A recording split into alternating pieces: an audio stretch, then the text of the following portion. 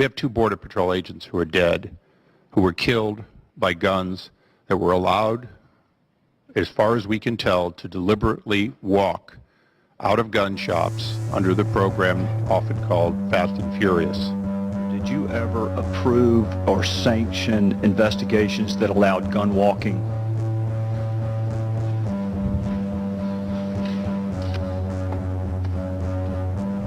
No, not to my knowledge.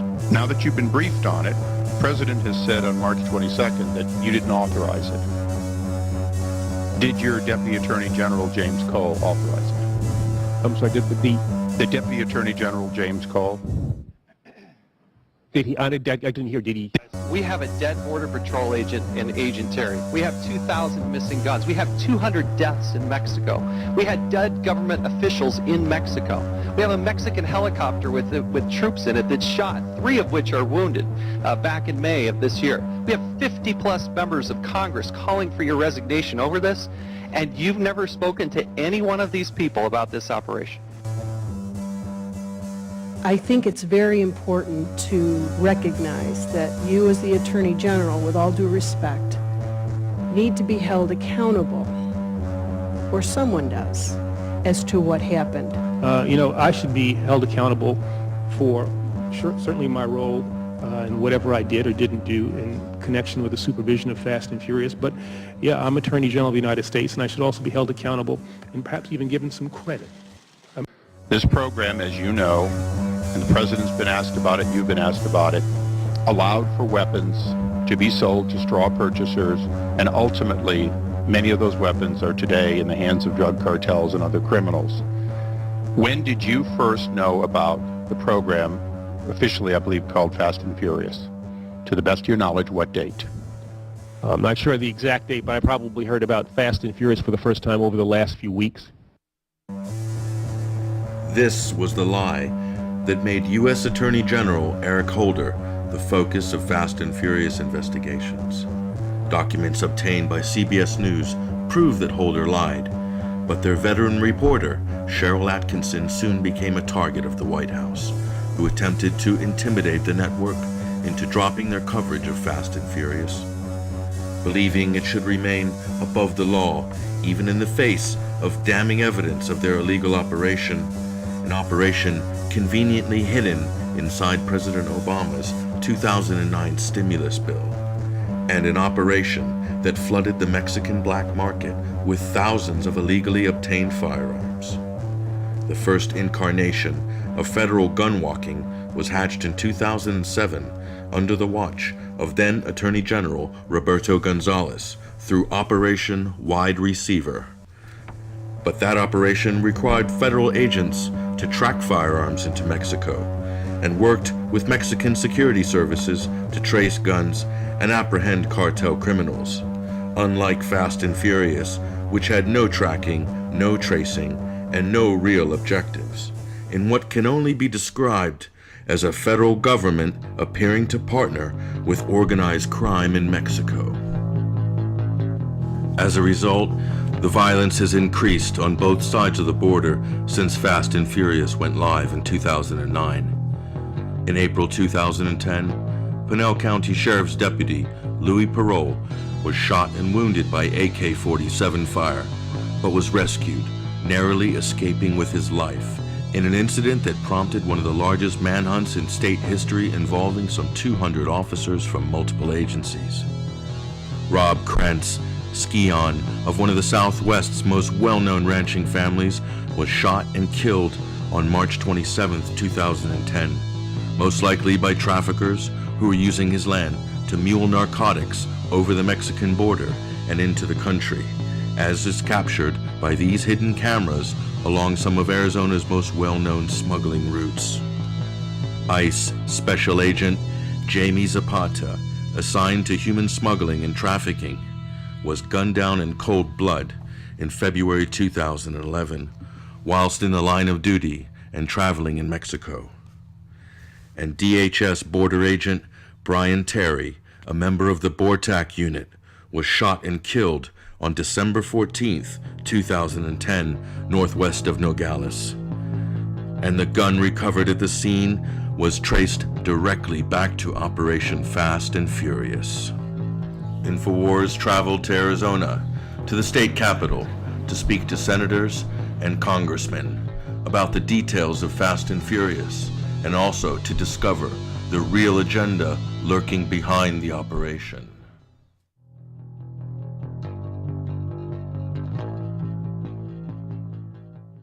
The Fast and Furious incident with this whole thing, what brought that to light was one of the weapons used to kill Agent Terry was one of the guns that was sold as part of the gun walking program that the U.S. Attorney General and the ATF were involved with, where they were selling guns to people that were known criminals who failed an FBI background check, where the gun dealer, the gun owner said, hey, this guy comes up bad, and the FBI said sell it to him anyways, sell him the gun anyways, even though they knew that this was a bad sale.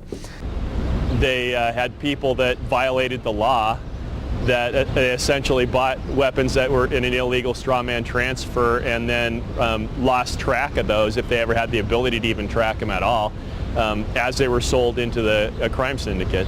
In the previous stings that were done by the federal government, the agents were required to maintain eyes on the firearms and not let the guns out of their sight.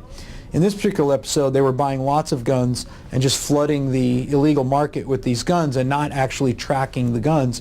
So a lot of these guns crossed into Mexico, and the agents, no one knew where they were. And in this particular episode, those bandits that encountered Agent Terry were carrying some of those firearms that were bought and transferred to them during the Fast and Furious operation. We talk about the gun owner, or the gun store owner here in Arizona, that had raised the red flag and actually tape recorded a conversation with the FBI and ATF over the phone, where he had said, hey, look, I don't think I should sell this firearm. And they're telling him, you need to sell the firearm. And he said, no, I don't think I should sell it. And they said, well, we're telling you to sell the gun. Well, the guy sells the gun, and then a couple weeks later they come in and raid his store and get all his records and try to make it look like he was the bad guy, and they were going to try to pin it on him that he had sold these illegal guns to these illegal, what we call prohibited possessors.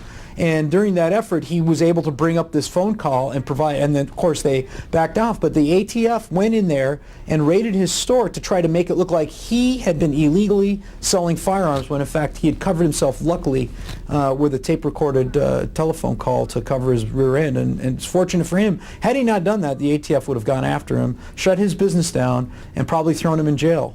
So this is part of the effort, and I think it's wrong. You take a guy trying to do an honest day's work, and then you keep enticing him until eventually the guy, reaches his point where he gets sucked in.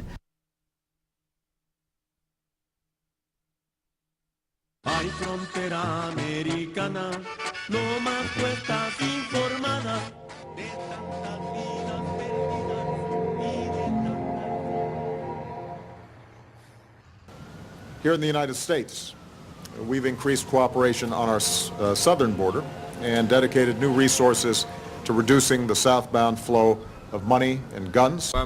Clearly, I expressed to President Obama and to Prime Minister Harper that the fight that Mexico is experiencing for a safer North America also requires a strengthening of national actions, amongst other things, to stop the traffic of weapons. The Obama administration was trying to create a situation where they could put more repressive gun control on the United States by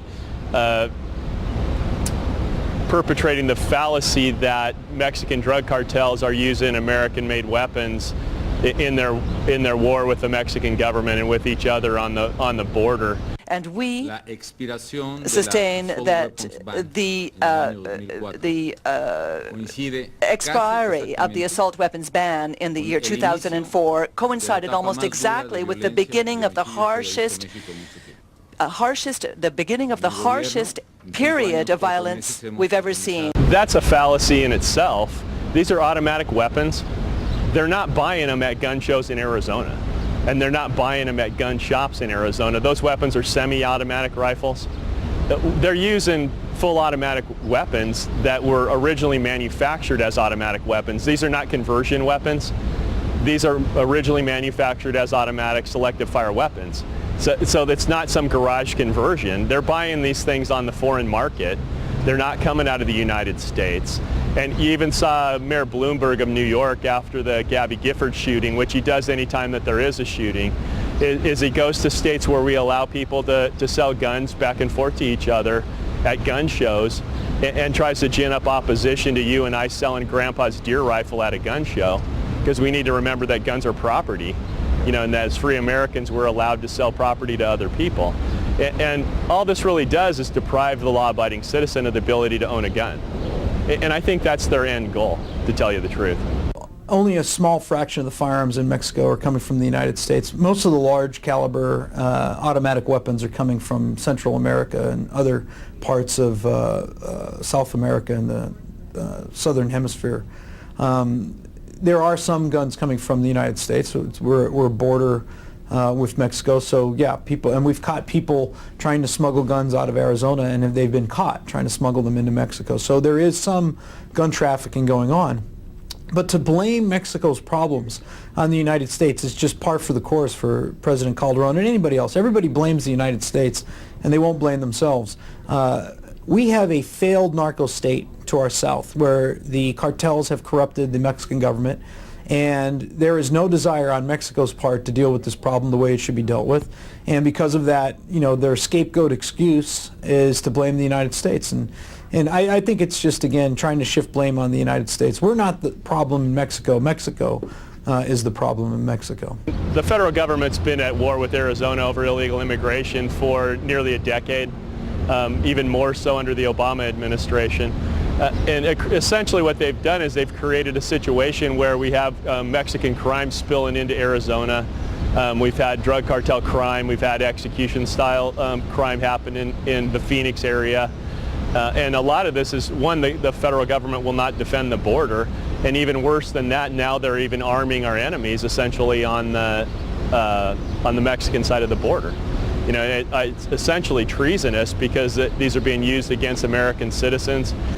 They've traced these even to execution-style murders of Mexican attorneys recently as this week. You know, so they're creating an unstable situation on the border. You know, it's bad enough they won't defend us against illegal immigration, but now they're essentially arming the people that profit from the drug trade on the border. They still haven't properly funded border resources. They talk about it, but in all reality, they're not serious about it. I mean, we know Fast and Furious is clear evidence of that. That they're not serious. They're not. After the Krentz murder and the Officer Bryan, and as an outgrowth of Fast and Furious, they're not serious. I dare say it's going to take. I think it would take probably an armed invasion of, say, Nogales or Douglas for them to probably send out the National Guard. It's a failure. All of these incidents come from one source only, and that is the failure of the federal government to gain operational control and protect the sovereignty of this country by securing our border. I mean, that's really the problem. Agent Terry would be alive today. Rob Krentz would be alive today if the federal government had done its job and secured this border to make sure only lawful commerce comes across our borders. And, you know, we love trading with our trading partner, Mexico. You know, I got the port of Douglas, I got the port of Nogales. You know, we want trade to occur, but we want lawful and legal trade. And the federal government has failed to encourage lawful and legal trade, and ironically has actually encouraged illegal trade through Fast and Furious because they are subsidizing illegal gun running in the state of Arizona. So instead of securing the border and promoting legal trade, they're actually leaving the border unsecure and sort of supporting illegal trade, which is just an astonishing thing, and it's backwards. Did the Deputy Attorney General authorize it? My guess would be no. Mr. Cole, I don't think was in the. I don't think he was in the department at the time that operation started. But he's been aware of it much longer. Been aware of it much longer than you have, since you've only been aware of it a few weeks. You have to understand the way in which the department operates. Although there are operations, this one has gotten a great deal of publicity. Yeah, they're dead Americans as a result of this failed and reckless program. So I would say that it hasn't gotten enough attention, has it, Mr. Attorney General? It's not necessarily. I mean. Well, you've seen the Department of Justice, which is politicized basically regardless of what president is in control, because they work for the president essentially. You've seen them through the use of the Fast and Furious, where they're actually running guns to foreign nationals to use in crime. It's a consolidation of power. And what you're doing is you're moving towards a national government and away from a federal government. And under a federal government, they had limited power. Well, of course, the Attorney General should be removed from office, number one. He is part of, he's the head of the agency that's basically stonewalling and covering up and prohibiting this investigation from being conducted through the duly constitutional committee of the U.S. Congress that has oversight of the federal government. And I think Congressman Issa will bring some of that to light with his filing contempt charges. But I think that there are quite a few people, both in the Department of Justice, the ATF, and other agencies that are involved, that need to be disciplined and removed from their positions, terminated, fired, resigned, or whatever. And a full investigation needs to continue. I don't think you're going to get it with the current president. Well, of course, we've got to hold someone responsible, but what I've noticed about government is it's slow and bureaucratic, and by the time they're saying, oh, here's someone responsible, there'll probably be several more murders in the desert. And it may result in us not knowing for a couple years until we get somebody in that office that will cooperate with the investigation. I think it's pretty clear. If you read and seen some of the testimony in Chairman Issa's committee, that in my opinion, as a member of the Arizona legislature, I believe that the federal government was trying to make our state, the state of Arizona, look bad because of our pro-Second Amendment views here. We believe in the right to keep and bear arms, and we're a very pro-gun state. And they were deliberately targeting pro-gun states, purchasing guns in pro-gun states, and smuggling guns out of our state into Mexico, in, I believe, an effort to malign the state of Arizona and our very liberal gun laws that we have here. And, they were going to use that as an excuse to tighten those laws against the will of this state and of the citizens of this state, one of which I had mentioned earlier was an effort to limit the number of firearms you would be able to purchase in Arizona in a 1-month period. And they were going to do this with any state along the border and not impose it on the rest of the country. And they were going to do it through an executive order or an agency direction rather than through a vote of the Congress. And I think that's a lot of things that make me a little nervous when you have a bureaucrat, an unelected bureaucrat, that does not go through the legislative process, imposing what is clearly an infringement on individual liberty and the right to keep and bear arms through just a bureaucratic fiat. And I'm glad that there were groups out there that opposed that and brought it to light and diffused it before it could happen. But again, I think it's an excuse. I mean, a lot of these events that occur, I believe, are set up to try to push an agenda, and that agenda is control. I mean, the federal government's mission right now is to control the lives of every American to the greatest degree possible.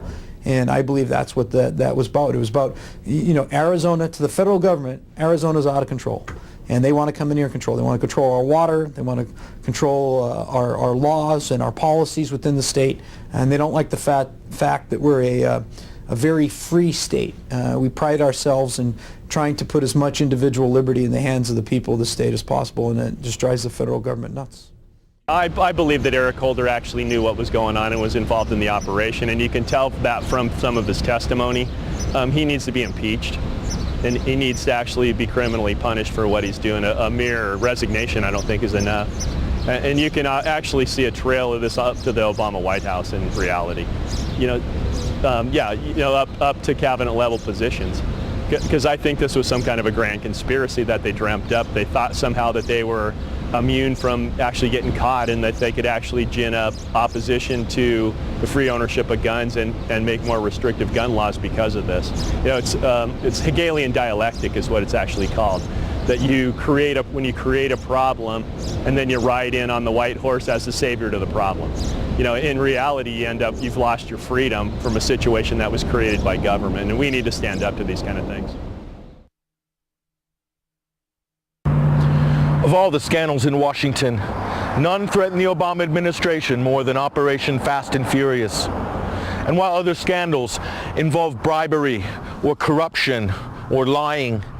Fast and Furious involves lives, real lives. Lives like Rob Krentz, Agent Zapata, and Agent Terry, all victims of federal gun running south of the border into Mexico. When will it end? And when will someone from the federal government step forward and take responsibility for the violence that has been perpetrated and done on American taxpayers' time?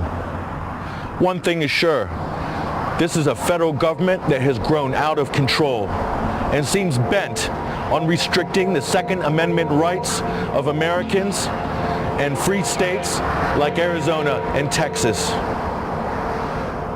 This is Patrick Henningson for Infowars.com.